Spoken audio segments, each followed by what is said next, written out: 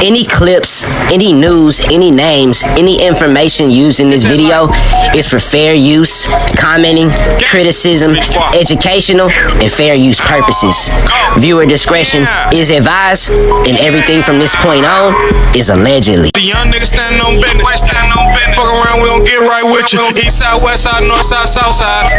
Other side in our trenches. East side, west side, north side, south side. Other side in our trenches. Standing on business. Fuck around, we gon' get right with you. East side, west side, north side, south side. Other side in our trenches.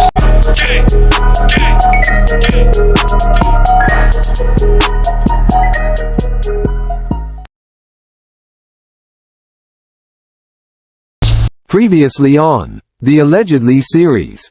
Authorities on Tuesday, January 28, issued arrest warrants for Winters and a 25-year-old man on murder charges.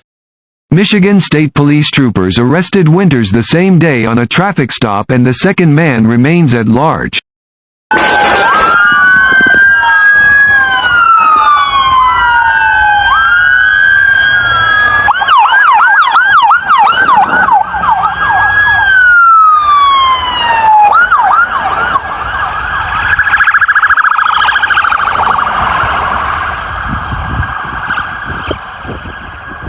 Police in Saginaw are seeking the public's help in locating a man wanted in connection with a 2019 murder as well as a shooting that occurred Thursday, January 7. The Saginaw Major Crimes Unit issued a statement about 9 p.m.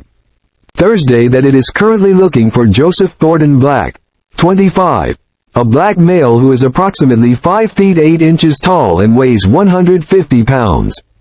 Black is from the Saginaw area and is wanted on an open murder warrant issued by authorities on January 29, 2020. Black also is wanted in connection with a shooting of a 26-year-old woman that occurred about 3:30 p.m. on Thursday in the 1100 block of Brockway Road in Saginaw. Family confirmed the victim in that shooting remained alive as of Thursday night. Police consider Black armed and dangerous and are advising the public to not approach him. Black's warrant stems from the homicide of Richard Townsend Jr., 26, found shot in front of a residence in the 3100 block of My Sylvia Drive in Buena Vista Township. Remember that thing I told you about that I needed your help with? Yeah. It's time, baby. Allegedly, Joe received a phone call from a person that had been watching and waiting for the right moment to call him so he can come deal with the quote-unquote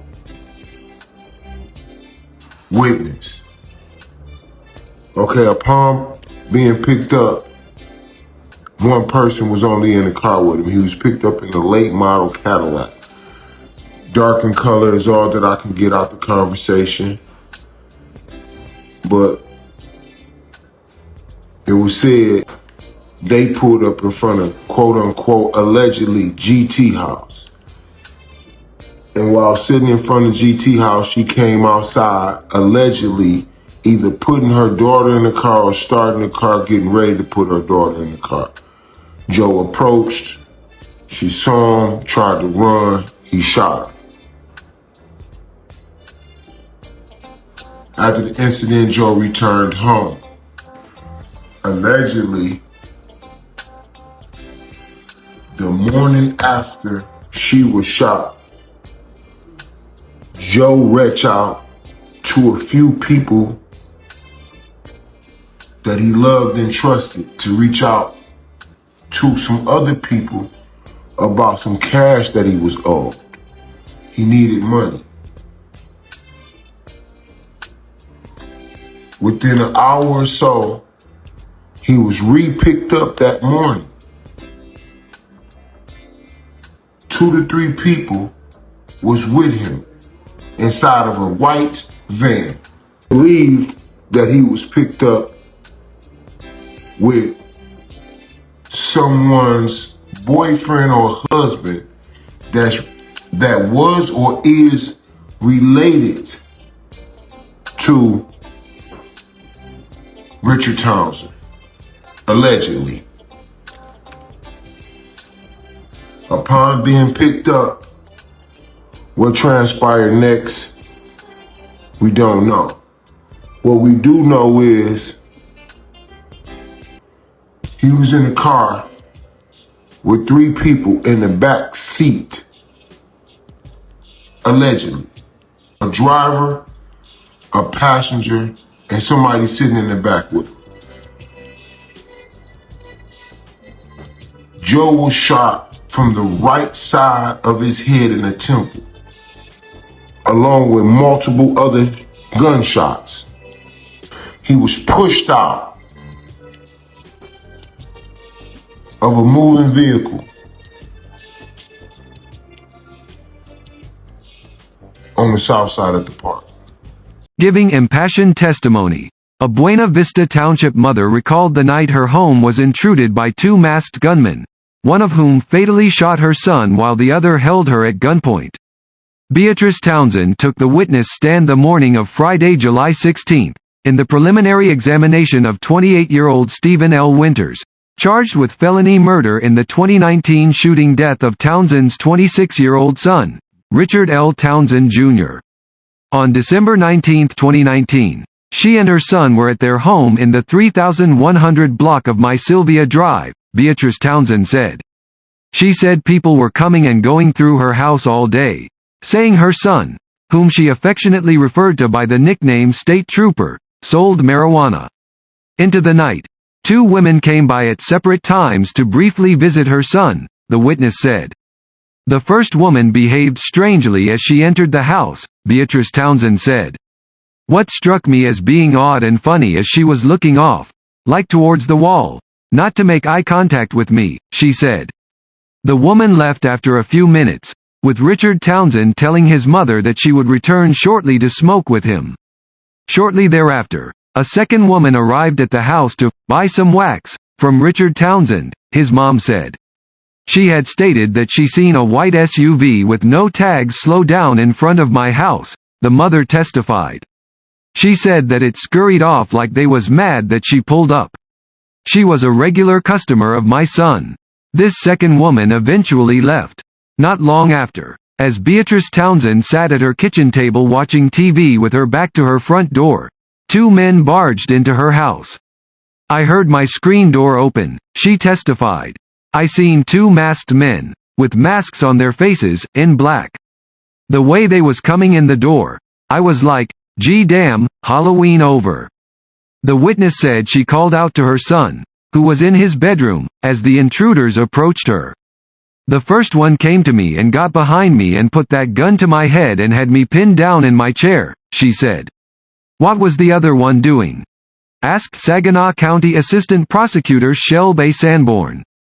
Standing, waiting, lying in wait for my son to come around that corner, she said. When he turned that corner, they made contact. My son said, "What's up?" expletive. And that's when they ensued into a brawl. Richard Townsend and the intruder fought in the living room. As they did so, Beatrice Townsend told the gunman watching her that she would give him money if they would leave. He said, "Where the money at?" She testified. I said, "I'll show you. I'll take you to it." I was pleading. As her son's fight escalated, Beatrice Townsend heard 2 gunshots from her living room. She said her son did not have a gun on him and that there were no firearms in the house. Sanborn asked the witness what happened next, her testimony getting more emotional and heated. I pleaded. I said, "Don't do this in my home," Beatrice Townsend said. I said, "Please, State, whatever they want, give it to them." And State responded, "I ain't taking no more losses." Richard Townsend then ran out of the house, his mother saying he did so to save her life. The last words I remember him saying were, "Don't hurt my mama," she said. The intruder her son had been fighting with ran after him, she said. She then heard several more gunshots from outside her home, saying they sounded like fireworks. Beatrice Townsend, meanwhile, led the second gunman into her son's bedroom. The man scooped up cash that was on a bed, she said. When he was done, he told her not follow him and ran outside, she said.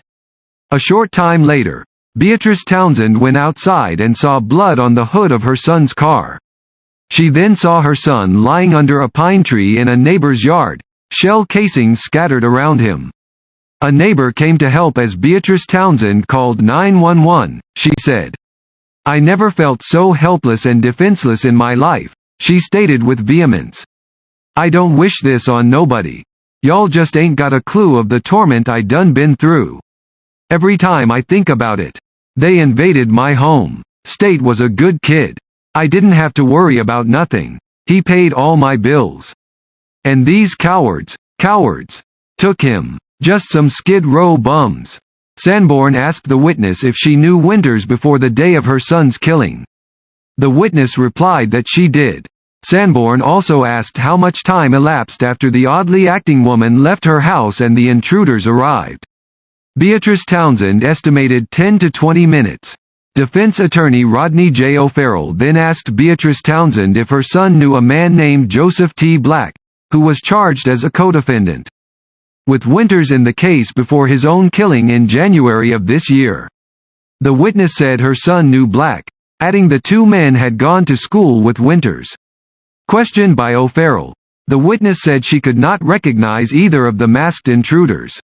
She said the one who fought and then shot her son had a .45 caliber handgun, while the man who watched her brandished a 9mm. After Beatrice Townsend testified, Sanborn called a woman whose testimony was not broadcast on Saginaw County District Judge Elion E. H. Fichtner's YouTube channel. Sanborn had asked the judge to not live stream the testimony on the ground that the witness had been previously slated to testify in a January 11 preliminary examination for Winters, only to be shot and left paralyzed on January 7. The woman had allegedly been shot by Joseph Black, who had been at large since Richard Townsend's killing and never arraigned on charges related to it. Black, 25, was himself found shot to death on January 8 on Saginaw's Wicks Park Drive. No arrests have been made in Black's homicide. Sanborn sought to add a count of conspiracy to commit murder, related to the female witness being shot on January 7 days before she could testify in Winters' preliminary examination. O'Farrell objected to this, saying such a charge relates to a separate incident and that his client was in jail at the time it occurred. Judge Fichtner granted Sanborn's request to add the conspiracy to murder charge. She also granted a continuance as requested by O'Farrell, who said he planned to call witnesses of his own. The date of the continuation of Winters' preliminary examination is yet to be set. Love all Saginaw trenches, the young niggas standing on business. Fuck around, we don't get right with you. East side, west side, north side, south side. Of the Saginaw trenches. East side, west side, north side, south side. Of the Saginaw trenches. Of the Saginaw trenches. You better not get caught in the Saginaw trenches. East side, west side, north side, south side. North side, east side, west side, south side. Gang! Gang! Gang! Gang!